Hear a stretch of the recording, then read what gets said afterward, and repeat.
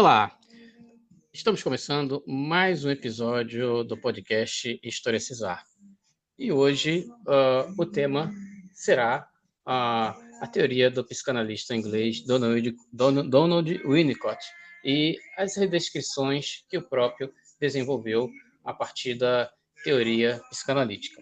E para isso, uma entrevista hoje, vamos entrevistar o psicanalista Sérgio Gomes, que é doutor em psicologia clínica pela PUC do RJ, também é membro efetivo do Círculo Psicanalítico do Rio de Janeiro, fundador do Instituto Nebulosa Marginal, também faz parte do Grupo Brasileiro de Pesquisas Sandor Ferenczi.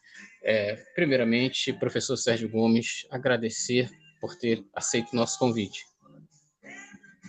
Oi, Anderson, boa tarde. Eu é que agradeço o convite para poder contribuir com o podcast. E sempre vai ser um prazer poder falar quando eu tiver oportunidade. Muito obrigado pelo convite. Certo, professor. Eu vou começar com uma questão trazida aqui por também um importante pesquisador da teoria winnicottiana, o Zeljko Loparik, uma citação aqui de um livro importantíssimo chamado Pensamento de Winnicott, a Clínica e a Técnica, organizado pela psicanalista Rosa Reis, em que ele apresenta uma parte dessa redescrição feita por Winnicott da teoria psicanalítica. Ele vai dizer o seguinte: os distúrbios que se situam no domínio da psicanálise não são mais vistos como reações a conflitos entre o desejo de um objeto e a censura desse desejo, que consistem em operações internas à mente e potencialmente conscientes. Eles são desenvolvidos igualmente mentais, mas inconscientes, que decorrem de conflitos impessoais entre forças psíquicas disputando objetos externos. Winnicott os pensa como perturbações da existência psicossomática, isto é, do indivíduo considerado na sua totalidade na sua história, incluídas, portanto, as aquisições de seu desenvolvimento desde o início. Então, professor Sérgio, gostaria que você explicasse para nossos ouvintes esse ponto em que o Winnicott se diferencia do que seria a psicanálise clássica, a psicanálise ortodoxa. Certo. Eu conheço um pouco da produção teórica do Zeljko Loparik, ou Zeljko Loparik, como a gente deve falar. A seguinte, o que ele está trazendo em questão é de que são dois pressupostos completamente diferentes de onde parte o Freud e de onde parte o Winnicott. Freud era um pesquisador, então ele estava colocando em marcha toda a teoria que ele estava produzindo. E como tal, ele era contemporâneo da sua época, onde a questão da sexualidade, da sexologia e, consequentemente, das doutrinas científicas e médicas da época estavam em voga. Então, ao final do século XIX, havia uma questão muito imperativa, que era a questão da histeria. E quando Freud começa a pesquisar a histeria, a partir da hipnose, de toda a contribuição que ele fez com Charcot, Breuer e tudo mais, ele descobre o psiquismo, ele descobre o inconsciente e ele descobre os mecanismos de defesa. Daí o Freud começa a pensar tudo isso intrapsiquicamente, ou seja, nós seríamos movidos por energias vitais, depois ele foi o chamar de pulsão, primeiramente as pulsões de autoconservação e depois as pulsões sexuais, e ali depois da década de 20 ele vai construir a ideia do dualismo pulsional com a lei do princípio do prazer. O Freud também pensou em que a gente era regido intrapsiquicamente por uma sexualidade, a sexualidade infantil, no qual estaria no núcleo de todos nós o complexo edípico. E se nós pensarmos, a ideia que o Freud traz em termos de constituição do psiquismo é uma ideia de um conflito entre o inconsciente e o consciente, um conflito entre o desejo e a possibilidade de realização desse desejo, um conflito entre as pulsões de vida e de morte, e um conflito, entre outros, mas entre as fantasias incestuosas e as fantasias parricidas. O Freud, então, descobre o recalque e, consequentemente, ele vai dizer que a produção dos sintomas, necessariamente, não só inconsciente, mas, às vezes, os sintomas psicóticos, mas basicamente a clínica do Freud é uma clínica das neuroses, vai se constituir intrapsiquicamente. O Freud, já no final da década de 20, ele dá uma atenção especial à presença do mundo externo na constituição dos sintomas psicóticos e neuróticos. Muito embora ele não tenha levado em consideração as questões relacionais. Eu acho que é aí onde o Winnicott entra. Ele encontra a psicanálise freudiana muito bem montada em termos de matriz freud-kleiniana, ou seja, a matriz onde estaria presente a metapsicologia, as pulsões, a sexualidade infantil e o Édipo, e o Winnicott vai encontrar na relação mãe-bebê a constituição da mente, do psiquismo, do eu e, consequentemente, do self. O que quer dizer isso? O Winnicott vai dizer que, ok, Freud, isso existe intrapsiquicamente, mas vamos dar um salto para trás, vamos dar uma olhada naquilo que constitui um ser humano a partir da sua relação com os objetos do entorno. É aí onde ele vai encontrar, na relação mãe-bebê, uma relação de, num princípio, fusionado, ou o que a gente chama de uma psicologia 2 em 1, na verdade, é um único corpo, é um único psiquismo compartilhado, e a gente tem a ideia de a díade mãe-bebê. Muito embora a gente não deixe de fora o pai, o Winnicott sempre disse que o pai estaria presente nessa constituição psíquica, mesmo que o pai esteja dentro da mente da mãe, seja como pai da criança, seja como pai da mãe. Isso já é uma ênfase muito grande que o André Green dá às teorias relacionais, dizendo que nunca houve uma díade, mas houve uma terceiridade desde o início. Bom, então, para reduzir toda essa questão que eu estou falando, a gente tem a constituição de um psiquismo em Freud, que é intrapsíquico, a partir do que ele denominou de princípio do prazer e princípio de realidade, onde tudo que é desprazeroso a gente rechaça, a gente recalca, e aí a gente vai dar de encontro ao sintoma como o retorno desse recalcado, que é uma frase do Freud. E nós temos a constituição psíquica, que eu mesmo tentei, inclusive, dar uma contribuição à teoria do Winnicott, repensando essa matriz mãe-bebê, tanto do ponto de vista psicótico e borderline, que é isso que o Winnicott faz, mas também entendendo a constituição das neuroses a partir da mesma base matricial. Sim, sim. No seu livro, A Gramática do Silêncio, na qual eu pude estar presente num dos lançamentos, né, no EPS, em João Pessoa, em 2017, em que você fez uma palestra, você esmiuça, né, a matriz do inconsciente não verbal, e aqui na página 24, você faz o seguinte raciocínio aqui num dos parágrafos. Se há algum conceito que pode ser colocado no núcleo da revisão psicanalítica proposta por Winnicott, ela certamente diz respeito ao paradoxo essencial no início da vida humana e centrado eminentemente na provisão do cuidado ambiental, tão necessário ao desenvolvimento de todo o indivíduo a partir do nascimento, o qual ele denominou de processo maturacional ou desenvolvimento emocional. Mas, conforme veremos a seguir, esse paradoxo não começa com o nascimento, e sim com as primeiras relações, as mais primitivas que toda mãe, todo bebê vão estabelecer ainda no ventre materno. Então, assim, dá um caminho para a compreensão do que entendemos como matriz relacional arcaica. Então, você fala aqui do cuidado ambiental. Então, para aqueles que estão nos ouvindo, né, explique o que é a falha ambiental, o que são as falhas ambientais, o que as falhas ambientais podem resultar, do sujeito que chega na clínica psicanalítica, né, pedindo ajuda. Ok, uma pergunta interessante. Primeiro, vamos tentar entender o que é esse ambiente, para a gente entender as falhas.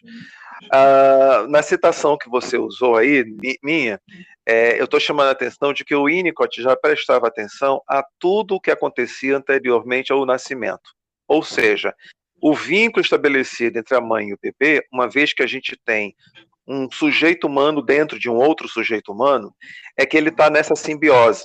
Então, vamos imaginar, no final do livro, inclusive, tem uma coisa que eu acho que alguns leitores talvez não tenham prestado atenção, tem um conto no qual a história de um ser que está se descobrindo dentro de alguma coisa, né? Então, vamos imaginar, um bebê é um sujeito que simplesmente está em contato com o corpo da mãe da forma mais primitiva possível. Todo o sistema circulatório, digestivo, todos os batimentos cardíacos, ele vai começar a prestar atenção nisso, e isso vai construindo, à medida que o sistema nervoso central do bebê vai se desenvolvendo, uma espécie de memória que ele não tem acesso, porque ainda são conexões muito primitivas. Então, o ambiente funciona como aquele de cuidado, que pode estar colocado não só no corpo biológico da mãe, mas em todo aquele que se constitui como um sujeito que, na teoria de Winnicott, a gente chama de preocupação materna primária. Ou seja, Sim. é a previsibilidade e a empatia que você tem em se sentir um bebê ou sentir o que o bebê sente antes que o bebê sinta e antes que ele sinta que você sentiu o que ele sente. A frase sempre dá nó na cabeça das pessoas, mas é essa previsibilidade ambiental que a gente diz que todo e qualquer sujeito humano, não necessariamente uma mulher, e muito menos uma mãe no sentido que a gente dá para a nossa cultura, pode ser um homem, pode ser uma avó, pode ser alguém um pouquinho mais novo, se conseguir entrar nesse sentido. Então, o ambiente, para o Winnicott, é o que está no entorno do bebê. Geralmente ele chama de um ambiente humano, aquele ambiente que simplesmente tem a previsibilidade das necessidades básicas do bebê, que são necessidades corporais. Eu acho que Sim. algumas pessoas entendem até equivocadamente isso. São necessidades corporais, mas que vêm acompanhado com necessidades emocionais. Então, o que é que o Winnicott diz? Amar e odiar são sentimentos basais, arcaicos, e que simplesmente não adianta alimentar se você não conseguir prover amor. Não adianta amamentar um bebê, seja pela minha mamadeira ou pelo seio, se você não olhar para aquele bebê e não desejar aquele bebê. Porque, como está dito no livro A Gramática do Silêncio em Winnicott, é o campo afetivo que não pode ser colocado em palavras porque não faz efeito. Então, o ambiente que se constitui nesse lugar de cuidados tanto emocionais quanto corporais, é aquele ambiente que sente-se como se fosse um bebê. O que seriam, então, as falhas? As falhas do ambiente humano seria justamente a incapacidade de você prover as necessidades físicas, corporais e emocionais do bebê.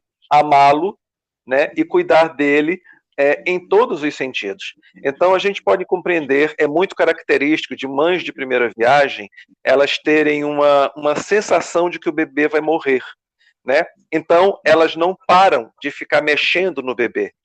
Só que o bebê precisa de uma tranquilidade para ele exercer esse momento. Por exemplo, para dormir, ou depois de comer, de ser alimentado. Então, se você o tempo todo invade esse momento de descanso, de relaxamento do bebê, né, você é um ambiente invasor.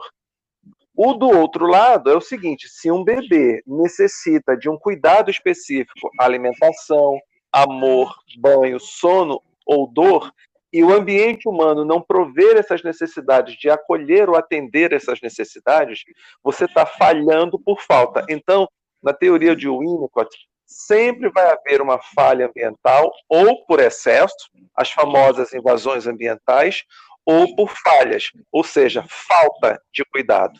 E o que isso vai provocar no bebê, dependendo do tipo de manejo do ambiente humano com esse bebê, ou vai provocar a catástrofe em termos psíquicos, o que ele vai chamar de agonias impensáveis, ou vai ser uma catástrofe de um outro lado, onde vai ser a matriz da neurose, que quando o bebê chegar na vivência do Édipo, isso vai ser reacendido a partir das memórias corporais. Então, de um certo modo, é comum que um ambiente humano falhe. O que ele não pode fazer é falhar demais, onde as falhas se sobreponham aos acertos. Daí, portanto, eu acho que o Winnicott falar e enfatizar que as falhas ambientais precoces, quer dizer, aquelas que ficam ali no primeiro ano de vida, né, são muito catastróficas para a constituição psíquica. E daí a gente tem o adoecimento psíquico, seja neurótico, psicótico, esquizoide, borderline, psicossomáticos, mas de um modo geral é isso. As falhas ambientais que se dão no primeiro ano de vida não podem acontecer. O que é o que é necessário é que as falhas sejam poucas, em pequeníssimas doses, que os acertos sejam maiores do que as falhas. Sim, sim, muito bem explanado. Agora vamos um pouco para a teoria. Qual a influência dos conceitos de Ferenczi na obra de Winnicott? Também uma boa pergunta, Anderson. Olha só, a gente tem aquilo que os autores ou pesquisadores chamam de um missing link, ou seja, uma ligação perdida aí entre Ferenczi e Winnicott. Acontece que o Ferenczi começou a se distinguir do Freud a partir da ênfase que ele deu à relação mãe-bebê. Você pode encontrar isso nos textos de 1913 e no texto de 1924, que é dizer, o texto de 13 é o sentido de realidade e o de 24 é o Thalassa, muito embora a gente encontre isso disperso na obra completa do Ferenczi, mas mais especificamente no famoso Diário Clínico. O que é que o Ferenczi está dizendo? Ele, enquanto que o Freud enfatizou a psíquica se dá por meio da presença do pai, que significa castração, lei, nome do pai, o Ferenczi começou a dizer que não era bem o pai, mas a mãe, justamente por esse sentido simbiótico que é vivido entre a mãe e o bebê. O Winnicott chega até o Ferenczi, acreditamos, por meio desse missing link, que é o Michael Balint, que era, na verdade, analisando do Ferenczi, supervisionando do Ferenczi, e ficou como detentor das obras completas e, sobretudo, do diário clínico do Ferenczi, que levou mais de 60 anos para ser publicado. Só que, nesse meio tempo, após a morte do Ferenczi, Balint emigra para a Inglaterra e vai começar a pertencer ao grupo independente, ao Middle Group, grupo do meio, que o Winnicott e ele criam já durante as famosas controvérsias Melanie Klein e Anna Freud. O que a gente acha? Bom, o Winnicott cita Ferenczi em dois textos dele. Um texto já do final, dois textos do final da vida dele, que na verdade é o Classificação. Existe uma classificação psicanalítica para classificação psiquiátrica, e o texto DWW sobre DWW, ou seja, ele começa a falar de quais autores influenciaram a vida dele. Com isso, a gente sabe muito bem que o Winnicott pelo menos leu dois textos do Ferenczi, o famoso Confusão de Línguas, e um texto no qual é analisado um paciente que o Winnicott vai chamar de delinquente. Então, apesar de nós não termos tanta certeza de que o Winnicott tenha lido muito Ferenczi, é inacreditável como inúmeros conceitos ferencianos aparecem redescritos na teoria do Winnicott, como, por exemplo, a ênfase que ele dá à mãe, à relação e ao vínculo mãe-bebê, a essa questão primitiva uterina, entre outras coisas que vão aparecer, como, por exemplo, a teoria do trauma em Ferenczi é um pouco, para não dizer muito, parecida na teoria do Winnicott. Mas, basicamente, a gente tem uma grande ênfase e uma aproximação desses dois autores que privilegiaram as relações objetais primitivas entre a mãe e o bebê. Sim, sim.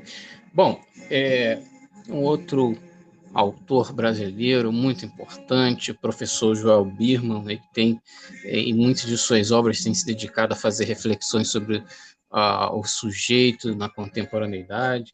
Né? Então, sabemos que cada tempo produz os seus sintomas, né? Então, sabemos que o sujeito contemporâneo carrega suas particularidades e suas singularidades, os sintomas que chegam até a clínica contemporânea.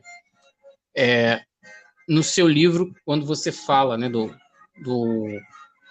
da relação do analista contemporâneo diante das mazelas do perfil sintomático que é chegado até a clínica, você fala de um analista mais relacional, analista mais intersubjetivo, um analista pouco interpretativo, né?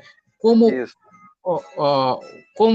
se dá essa análise, né, essa psicanálise pouco interpretativa, mas com ênfase no relacional? o Anderson, isso tem sido vivido por muitos autores nas últimas 2 ou 3 décadas, quando a gente começou a entender o seguinte: a base da psicanálise freudiana é uma psicanálise hermenêutica, ou seja, qual é o enquadre clínico, a associatividade do paciente, por um lado, e a interpretação psicanalítica por outro.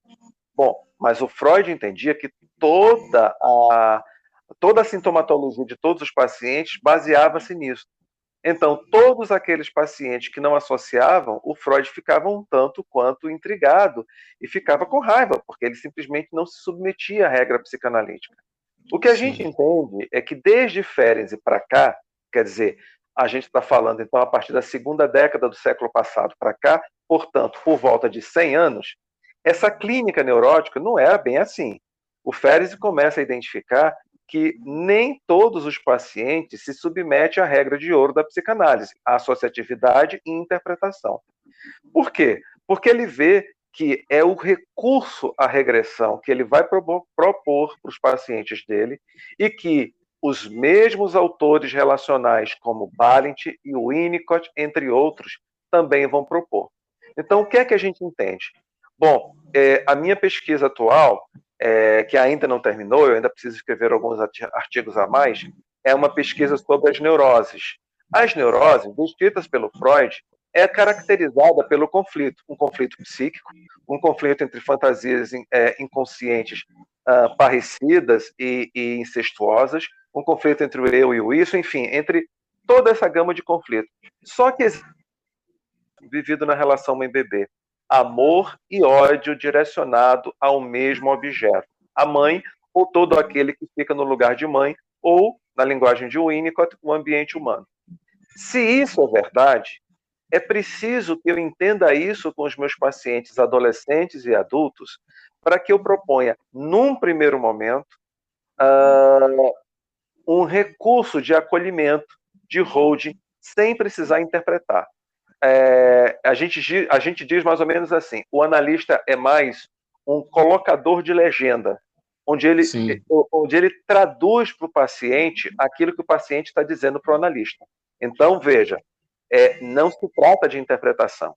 A gente está muito mais próximo do último Freud, o Freud de 1938, onde ele vai produzir o famoso texto Construções em Análise. Ou seja, a gente acolhe, a gente entende, a gente supre as necessidades do paciente na sessão, a gente faz um pouco de regressão à dependência, ou seja, a gente tenta prover o paciente daquilo que ele precisa, entendendo as necessidades do paciente. A gente não se constitui como um analista mais silencioso, muito pelo contrário, não é que nós nos tornemos um tagarela.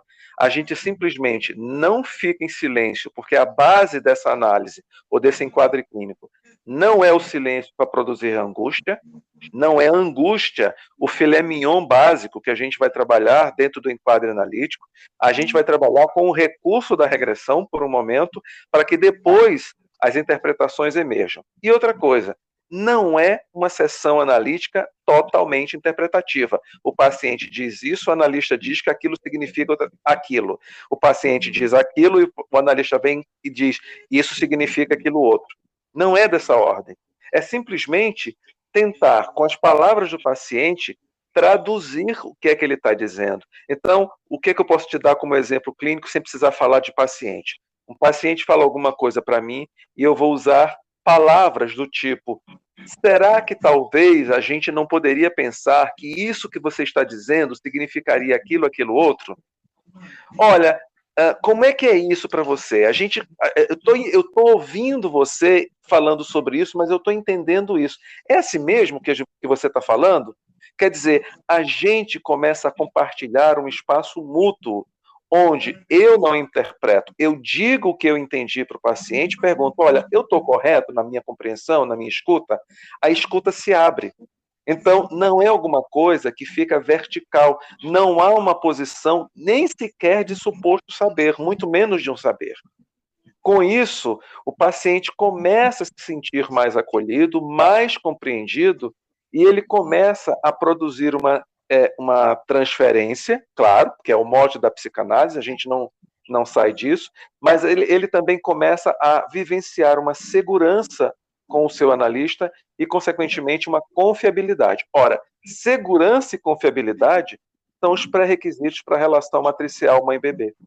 Então, a gente entende que todo paciente que está no consultório, na verdade, é uma criança ou um bebê, onde eu posso me utilizar, inclusive, de linguagens que seria uma linguagem, às vezes, materna, tati-vitati.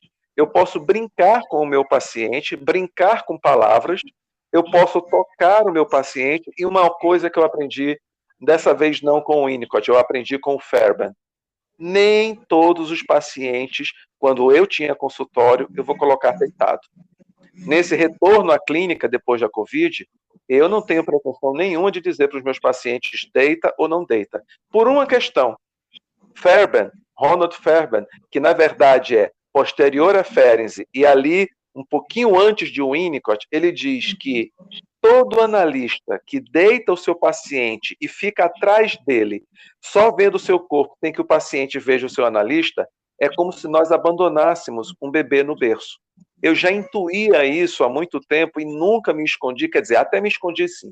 Eu tenho mais ou menos uns 25 anos de profissão, os 10 primeiros eu entendia que eu tinha que ficar atrás do paciente pela minha formação básica, clássica, freudiana. Depois que eu me autorizei, eu comecei a colocar a minha poltrona do lado do que eu chamaria de um divã. Ou seja, eu não entendia que eu precisava abandonar o bebê no berço, nem muito menos o meu paciente solitário na sala. Meus pacientes deitam se eles quiserem, muitos deles estão sentados, alguns poucos deitavam quando eu tinha consultório, vamos ver como é que vai ficar nesse retorno, e é a atmosfera que a gente vivencia no ambiente terapêutico que vai ser o mais fundamental para a relação terapêutica paciente-analista. Sim. Então, agora eu lanço uma questão relacionada à clínica contemporânea. Tenho aqui um livro excelente de Marion Minervo, Neurose e Não Neurose, em que ela lança a seguinte questão: o sofrimento psíquico decorre de como cada um lê o mundo e a si mesmo, e de como se organiza e desorganiza diante disso. A psicanálise não descobre novas patologias, reconhece novas formas de ser e de sofrer e lhes dá um nome. O sujeito adoece e se cura na intersubjetividade. Com mais rigor, é o campo intersubjetivo que adoece ou se cura. Então, é muito comum na clínica contemporânea a chegada dos casos difíceis. Então, explique para nossos ouvintes como se caracteriza esses casos difíceis. Tem uma forma bem legal da gente entender isso na clínica psicanalítica. Caso difícil é todo aquele que requer do analista mais atenção, mais enquadre, mais setting, sempre mais. Casos difíceis é aquele que simplesmente faz com que o analista comece a pensar mais no caso e promova na transferência e contra-transferência alguma coisa que incomoda o analista. O Ferenczi dizia que o conceito que ele dava de tato do analista era justamente esse. Naquela época, ou seja, início do século passado, ele já criticava os analistas que se escondiam por trás da sua poltrona e que se não deixava mexer, não se mexia, ou pelo menos não estava incomodado com algumas coisas dos seus pacientes. Não, a gente tem que se incomodar com todos os pacientes. Não existe caso fácil. Todos os casos na clínica psicanalítica são difíceis. Alguns mais e alguns menos. Claro, hoje a gente entende que a sintomatologia é diferente da sintomatologia da época do Freud, muito embora eu concorde com a Marion Minervo, né? Nós temos psicóticos, nós temos neuróticos, nós temos perversos, nós temos depressão, nós temos dificuldade de elaboração de luto, nós temos ansiedade. E que agora, com a Covid, é o que está emergindo muito, a maior e grande parte dos meus pacientes e dos meus colegas emergiram aí com uma clínica que os pacientes estão apresentando muito mais ansiedade pela questão da Covid, que foi ficar dentro de casa durante tanto tempo e as consequências disso, né? Alguns deles apareceram até com fobias. Não necessariamente crianças, a gente está falando de sujeitos adultos. Então, um caso difícil ficou referido muito ao que, na tradição anglo-saxã, ficou conhecido como personalidades borderlines, e na tradição francesa ficou conhecido como casos limites ou pacientes limites, ou seja, aqueles pacientes que ficavam entre a neurose e a psicose. Mas um caso difícil é todo aquele que exige do aparelho mental do analista para que haja uma compreensão, uma empatia e maior trabalho terapêutico. Quanto a isso, eu acredito que os neuróticos que ainda existem são tão difíceis quanto. A Marion Binerbo coloca essa divisão, né? Neurose e não neurose. Ora, os neuróticos é aquilo que nós conhecemos, fobia, ansiedade, a ansiedade de separação ou castração, pensamentos ou personalidades ou comportamentos obsessivos, e as não neuroses, todo o resto. Os pacientes psicossomáticos, os pacientes limites ou borders, os pacientes esquizoides, os pacientes drogaditos, os pacientes, ou adictos, né?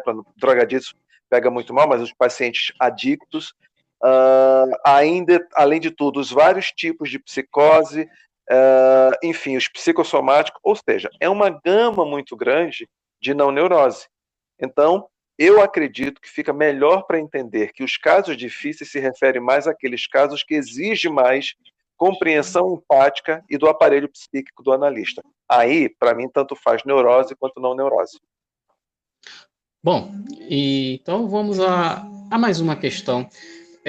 Sabemos, né, do papel do Winnicott, o lugar do Winnicott historicamente na Inglaterra, no pós-Segunda Guerra Mundial, em que ele, né, como pediatra, ele teve uma movimentação em relação aos adolescentes que perderam os pais, precisaram ser evacuados, né, e aí ele elabora, né, uma teoria, né, da tendência antissocial, né, que ele teoriza privação, teoriza a relação com a delinquência. Explique para nossos ouvintes o que o Winnicott elaborou sobre a tendência antissocial. Pois é, eu acho que o Winnicott foi muito feliz em vários dos conceitos teóricos clínicos que ele trabalhou e ele criou. A tendência antissocial, o comportamento antissocial, se refere, bom, primeiro entendendo aí, porque você falou de um conceito de privação e ele vai falar na nossa tradução do que nós chamaríamos de deprivação. Você falou um pouco mais antes, né, da ideia das falhas ambientais. Pois é, o ambiente falha, quer ele queira, quer não, ele só não pode falhar muito.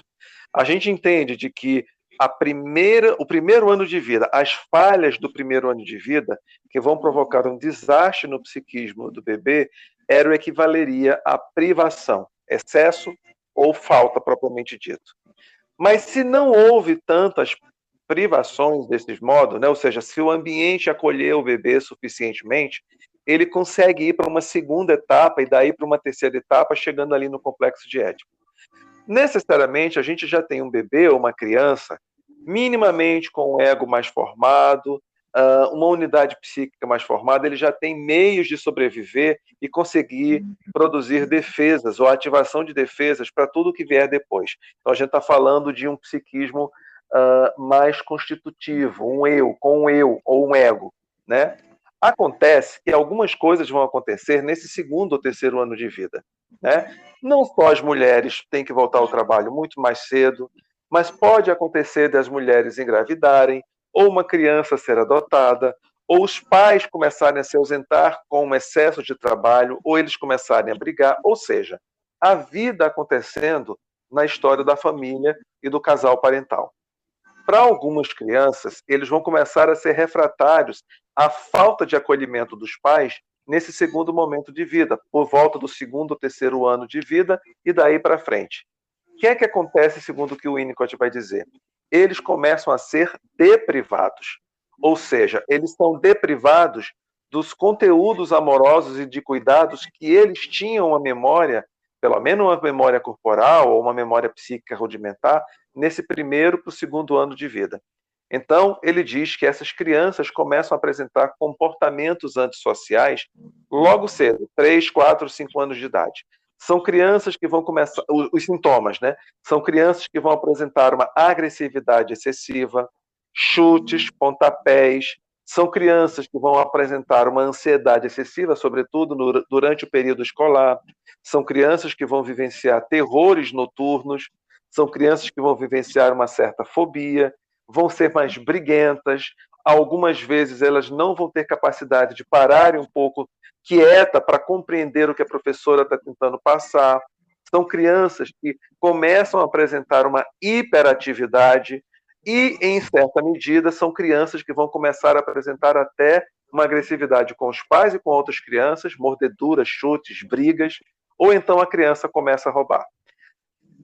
Todo esse conjunto de sintomas, o Winnicott começa a classificá-los como não sintoma, né? Um sintoma como uma psicose, por exemplo, mas ele vai dizer que são características da personalidade ou da tendência antissocial, que se não for devidamente trabalhado pelo casal parental, e claro, por todo aquele que vai ajudar o casal parental, pode ser um médico, pode ser um psicólogo, pode ser um psiquiatra, pode ser um psicanalista, esses comportamentos começam a avançar na adolescência. E se esses comportamentos chegarem até a adolescência, ele não vai ter freios. Significa que o delinquente começa a se apresentar na vida desse jovem. E o Winnicott vai dizer que a delinquência não é alguma coisa para se prender, muito embora prender, eu quero dizer enjaular, prender, etc.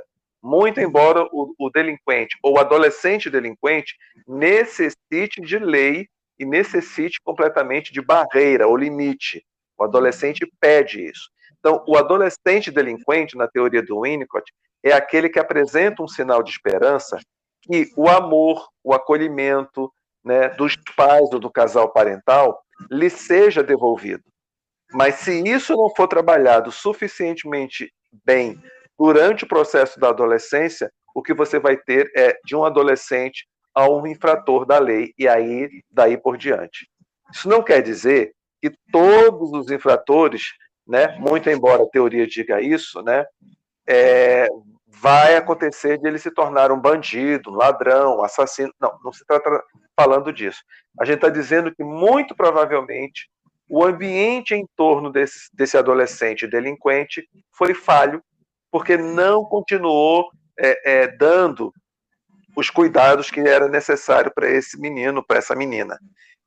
É claro que com a diversidade cultural e, sobretudo, social desse país, claramente a gente vai ter uma quantidade de jovens que vai vivenciar esses comportamentos antissociais. Mas o que é necessário e exigido é que alguém delimite para esses jovens e consiga colocá-los nos trilhos novamente.